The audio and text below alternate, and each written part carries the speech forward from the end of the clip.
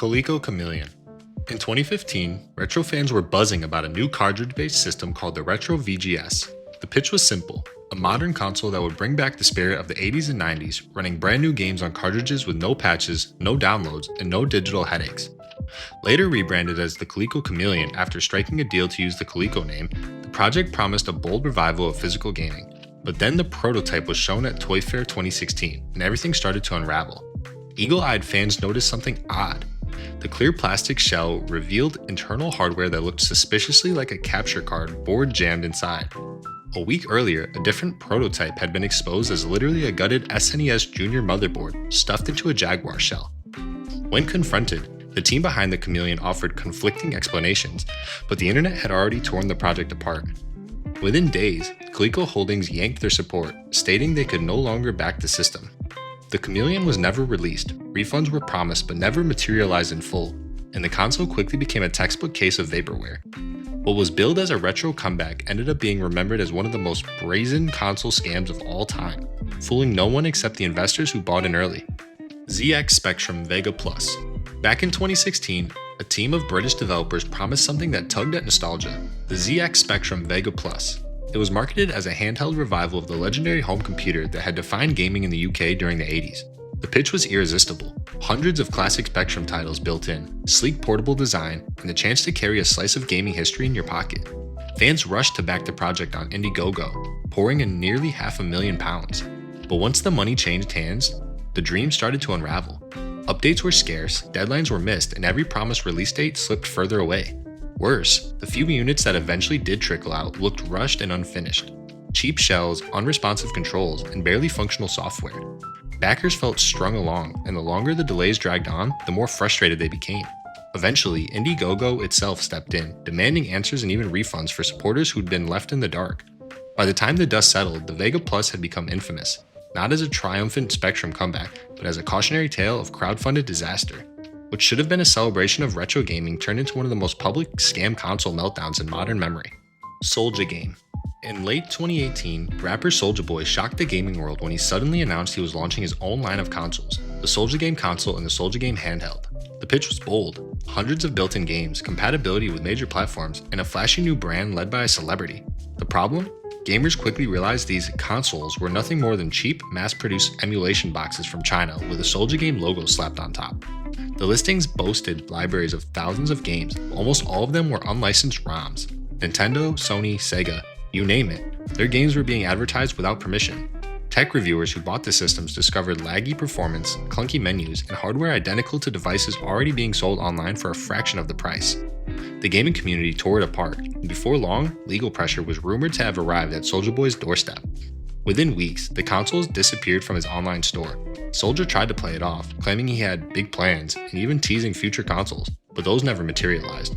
What was sold as a groundbreaking entry into the gaming industry turned out to be a blatant rebrand scheme, remembered as one of the most infamous scam consoles in history. Phantom. In the early 2000s, a mysterious company called Infinium Labs started hyping what they called the Phantom console. The pitch sounded like science fiction at the time, a sleek living room device that would let you instantly download and play PC games over the internet. No discs, no cartridges, just a massive digital library at your fingertips. In an era before Steam had really taken off, that sounded revolutionary. But there was one small problem. The Phantom never actually existed. For years, Infinium Labs released flashy press statements and mock-up images but never showed a working prototype. Trade shows came and went with empty promises of launching soon. Then things got uglier. The SEC investigated and later charged the company's CEO with fraud tied to a shady stock promotion scheme, alleging investors were misled. By 2006, the whole project had collapsed, leaving nothing but vaporware headlines and angry backers who had bought into the hype. The Phantom name became ironic, because the console itself was just that, a ghost. It's remembered today as one of the most infamous gaming scams, proof that sometimes the boldest promises are just smoke and mirrors. Gamers never saw a single real unit, only broken promises. Ouya. When the Ouya hit Kickstarter in 2012, it looked like the future. A tiny Android-powered console for just $99, open to indie developers and free from the corporate giants of Sony, Microsoft, and Nintendo. Backers poured in, raising over $8 million, making it one of the most successful gaming Kickstarters ever. The hype was massive, but the delivery was something else entirely. The console itself felt unfinished. The controller was clunky, the interface laggy, and the game library was packed with mobile ports rather than console-quality experiences. But the biggest blow came with the so-called Free the Games Fund. Ouya announced they'd match crowdfunding campaigns for developers making Ouya exclusives. Sounds great, except shady campaigns started popping up with suspiciously few backers pledging massive amounts of money, all to grab Ouya's matching funds. The program quickly became a scandal, with accusations of fraud and exploitation. To make things worse, developers who did work with Ouya often complained of late payments or, later on, no payments at all after the company was bought by Razer. What started as a dream of changing console gaming ended as a cautionary tale of overpromises, mismanagement, and outright broken trust. The Ouya went from hero to scam symbol in record time. Did you own any of these consoles? Let me know in the comments below. Atari VCS. When Atari announced the Atari VCS in 2017, it immediately sparked curiosity. Here was one of the most iconic brands in gaming history claiming it was coming back with a hybrid console PC system, something that could stream, emulate classics, and even run modern games. The company launched an Indiegogo campaign that pulled in over $3 million, with promises of shipping by mid-2019. Backers imagined a modern revival of the Atari name, sleek and nostalgic, but the reality was delay after delay. Reports surfaced of leadership shakeups, engineers walking away, and constant missed deadlines. By the time the system finally trickled out in 2021, it was priced far higher than the promised $249 entry point, landing closer to $400, and what was shipped wasn't the revolutionary console Atari had teased. Instead, it was essentially a small, underpowered PC running a custom Linux interface. Reviews called it overpriced and pointless compared to a real gaming PC or even cheaper alternatives. Many backers felt scammed. They waited years, spent far more than expected, and got a product that didn't live up to a fraction of its promises. The Atari VCS didn't just flop, it cemented Atari's modern reputation as a brand trading nostalgia for quick cash. Amico. The Intellivision Amico was pitched in 2018 as a family-friendly console designed to bring back couch gaming without the complexity of modern systems. Spearheaded by former video game composer Tommy Tallarico, the Amico promised simple games, affordable pricing, and innovative touchscreen controllers. The pitch struck a chord with retro fans, and pre-orders rolled in, with the system originally scheduled to launch in October 2020. But the Amico never arrived. Instead, it entered a cycle of delay after delay, pushed to 2021, then 2022, then soon, without ever materializing at scale. Updates became increasingly vague, with Tallarico posting promotional videos while backers demanded clarity. Some Founders Edition units trickled out, but they were essentially test devices, not mass-market products. Meanwhile, the company kept soliciting new investments, even as it admitted cash flow issues. By 2024, Intellivision quietly announced it was winding down and pivoting away from making hardware. The Amico never had a real launch, leaving pre-order customers angry and skeptical about refunds. What was supposed to be a wholesome reboot of a beloved 80s brand ended up as one of the gaming's most high-profile crowdfunding scams. Instead of family fun, the Amico delivered years of excuses, broken promises, and a fading logo. PS3 Other OS. When Sony launched the PlayStation 3 in 2006, one of its big selling points was the Other OS feature. This allowed users to install Linux and run the console almost like a computer.